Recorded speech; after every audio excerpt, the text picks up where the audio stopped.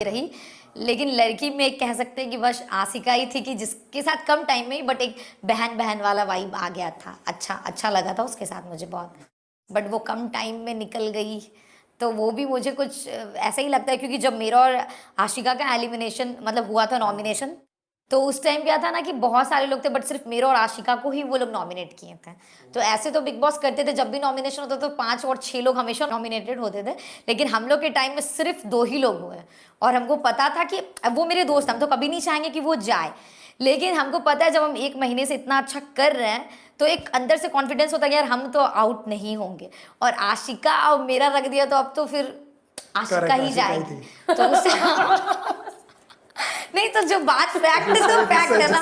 सही थी यार। हाँ, तो फिर तो उस टाइम हम आशिका को भी बोले थे कि बहन देख, हम तो चाहते दिल से तू रुक, बट बिग बॉस ने बहुत गलत कर दिए कि हम दोनों को ही नॉमिनेट कर दिए। अगर वो शायद और कंटेस्टेंट को करते तो तू बचती। बट मैंने सुना है कि जब जैसे मैं शूट करती हूँ तो मेरे दादा है जो साथ में स्पॉट दादा, वो कहते हैं, वो भी आपके शायद गांव के आसपास ही बिहार के, वो बोलते हैं कि इतना इनका मतलब शहर जिला जो भी गांव है बहुत सपोर्ट किया उन्होंने। हाँ। वहाँ के पॉलिटिक्स जो पॉलिटिशियन थे उन्होंने भी बहुत सपोर्ट किया आपको।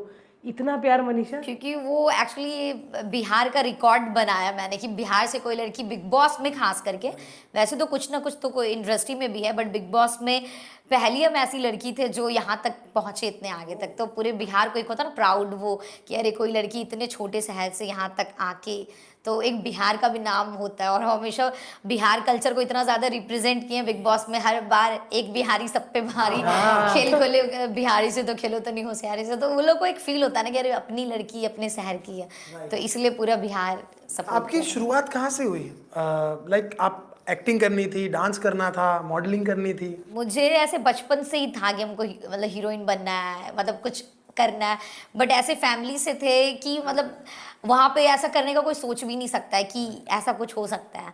तो फिर भी मतलब जो मेरा चॉइस पापा लोग बताते हैं कि बचपन में भी मेरी मम्मी बताती है कि दुर्गा पूजा होता था ना, तो हम लोग कपड़े खरीदने जाते थे, तो मनीषा को कपड़ा स्कर्ट हमेशा थाई के ऊपर चाहिए था। अगर मेरे को अगर नी के नीचे हो गया तो मतलब ये कपड़ा नहीं पहनेगा। मतलब मम्मी बोलती थी कि हम सोचते थे कि ऐसा घर में लड़की का ऐसा सोच, मतलब मेरी मम्मी अपना कहानी बताती है कि हम लोग ताज्जुब होते थे कि ये लड़की को ये सब दिमाग कौन दे दिया कि हम इतनी छोटा कपड़ा पहनेंगे, हम ब्लैक जीन्स के साथ ब्लैक ही सैंडल पहनेंगे। मतलब छोटे से ही मेरा बहुत ऐसे नखरा था, और एक कि हमको हीरोइन जैसा दिखना है, ऐसा पर्स लेना है, ऐसा लेना है।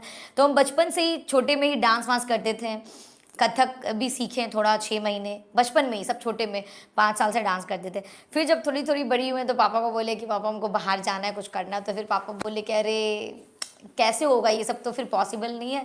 फिर भी हम बोले थे, क्योंकि मुंबई आना तो वॉज लाइक अ ड्रीम है, ऐसा तो पॉसिबल है, ये तो हो ही नहीं सकता है, क्योंकि मुंबई में दूर दूर तक कोई था नहीं। एक कोलकाता हम लोग के घर से पास है, बिहार से पास है कोलकाता, 12 घंटा पड़ता है। तो कोलकाता में हम लोग का थोड़ा कंसल्ट था, तो हम लोग था कि चलो कोलकाता चल जाते, वहाँ कुछ सीख लेंगे। फिर एक मोमेंट पे 12 में जब हम थे तो हम पापा को बोले, पापा हमको कोलकाता में डांस सीखना है, ये सीखना है, जाने दीजिए। पापा बोले नहीं, साफ मना कर दिए कि तुम पढ़ लो, पढ़ के कुछ कर लो, ये सब में कुछ नहीं करना है। और वो अपनी जगह हम उनको गलत भी नहीं बोलेंगे, क्योंकि वो ऐसे इन्वायरमेंट से हैं कि अब जो पॉसिबल नहीं है तो वो क्या ही बोलेंगे। तो फिर भी हम अपनी, पापा उस टाइम रेडी नहीं थे, पर हम दीदी को बोले कि दीदी हम जा रहे हैं कोलकाता, तुम संभाल लेना। मतलब हम पापा से तो ठीक से बात भी नहीं किए थे, हम उनको बस एक लेटर लिख दिए थे कि हम जा पूरा तो हम पापा को पूरा ऐसे लेटर लिख दिए थे कि पापा माफ़ कर दीजिएगा, बट हमको अपने लाइफ में कुछ करना, हम जा रहे हैं। और मेरी एक दोस्त थी, हम लोग का पहले कोऑर्डिनेट था कि, तो मेरी दोस्त जाके कोलकाता में रेंट पे घर वर ले ली थी, तो वो बोली थी कि हम जा, उसके पेरेंट्स सब सपोर्टिव थे, तो मेरा था कि बहन तू जा, हम पीछे से आ जाएंगे, एक होता है ना। तो वो जाके रूम वूम लेके रखी थी। फिर हम इधर से चले गए कोलकाता, फिर गए तो फिर कोलकाता का तो अलग ही। फिर उस टाइम पापा 3-4 महीने मेरे से बात नहीं किए थे, गुस्से में कि अरे ज़्यादा हो, मतलब जो कर लो अपना ज़िंदगी जो करना है। पर चिट्ठी पढ़ी उन्होंने ना? हाँ, चिट्ठी पढ़ के तो बात नहीं कर रहे थे। हाँ।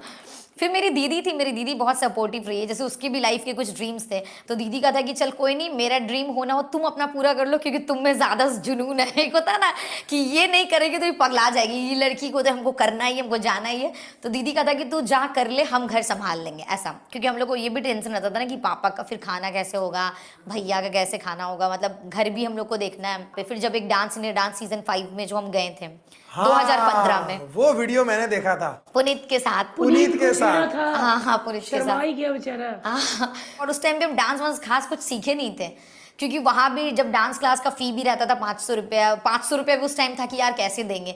तो एक टाइम था कि मेरे को टेरेंस से, गणेश आचार्य, ये सबसे डांस सीखने का बहुत मेरा ये सब ड्रीम था। पर जाते थे पता लगाते थे तो अरे 20,000 ऐसे क्रैश कोर्स का है, वर्कशॉप का। तो हम बोले यार छोड़ो हटाओ ये सब, तो खुद से ही मिरर में देख के प्रैक्टिस करना, ये करना।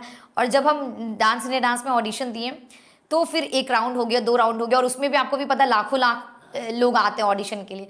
फिर मेरे साथ बहुत सारे लोग थे और वो लोग आउट हो जा रहे हैं, मेरा सिलेक्शन हो जा रहा है। जो गणेश आचार्य से सीखा है वो, हम बोले साला ऐसा तो हम कुछ कर नहीं रहे, मेरा क्यों